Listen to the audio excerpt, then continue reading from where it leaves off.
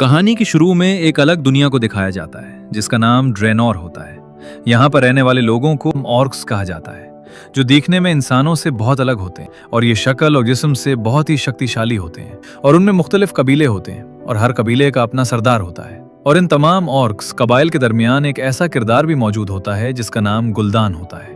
और उसके पास एक ऐसा जादू होता है जो बहुत ही खतरनाक होता है और उसे फेल मैजिक कहा जाता है।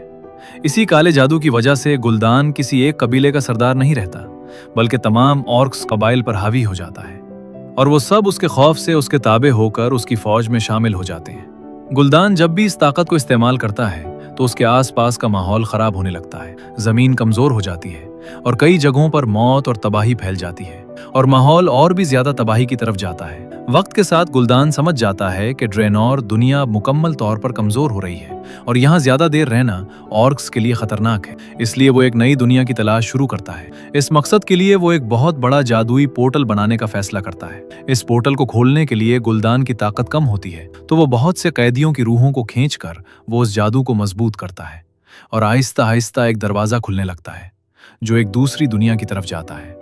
और इस नई दुनिया का नाम एज़रोथ होता है, जहां इंसान रहते हैं। जब ये पोर्टल मुकम्मल खुलने लगता है तो गुलदान अपने कुछ ऑर्क्स के साथ एज़रोथ में दाखिल हो जाता है। गुलदान के साथ यहाँ पर डरोटैन और उसकी प्रेग्नेंट बीवी ड्राका भी आते हैं। एज़रोथ पहुंचने के बाद डरोटैन की बीवी को दर्द शुरू हो जाता है और वो एक बच्चे को जन्म देती है, लेकिन वो बच्चा मरा हुआ पैदा होता है। गुलदान अपनी फेल मैजिक की ताकत इस्तेमाल करता है और वहां खड़े एक हिरन को मार देता है और उसकी रूह को निकालकर बच्चे के जिस्म में डाल लेता है और उसके बाद बच्चा दोबारा जिंदा हो जाता है। ये देखकर डरोटैन और उसकी बीवी हैरान भी होते हैं और खुश भी हो जाते हैं, क्योंकि उनके बच्चे में दोबारा जिंदगी आ जाती है।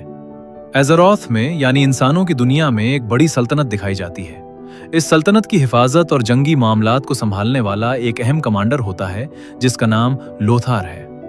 लोथार को अचानक खबर मिलती है कि सल्तनत के मुख्तलिफ इलाकों में लोगों पर हमला हुआ है और बहुत से शहरी मारे गए हैं और ये कोई आम हमला नहीं होता। इसलिए वो खुद इस मामले की तहकीक करने निकल पड़ता है। तहकीक के दौरान वो एक जगह पहुंचता है जहां लाशें पड़ी होती हैं। वहां उसे एक जादूगर मिलता है जिसका नाम खदगर है। खदगर असल में चुपके से इन वाकयात की तहकीक करने आया होता है, लेकिन लोथर उसे मशकूक समझकर रोक लेता है। खदगर लोथर से कहता है कि उसे लाशों के करीब ले जाया जाए ताकि वो हकीकत जान सके कि ये सब कैसे हुआ है। लोथर उसे लाशों के पास ले जाता है। जब खदगर एक लाश को गौर से देखता है तो वो नोटिस करता है कि उसके जिस्म में एक अजीब सी हरी रोशनी मौजूद है। ये रोशनी नॉर्मल नहीं होती और इसका मतलब होता है कि यहाँ किसी खतरनाक जादू का इस्तेमाल हुआ है। खदगर फौरन समझ जाता है कि ये सब फेल मैजिक का असर है।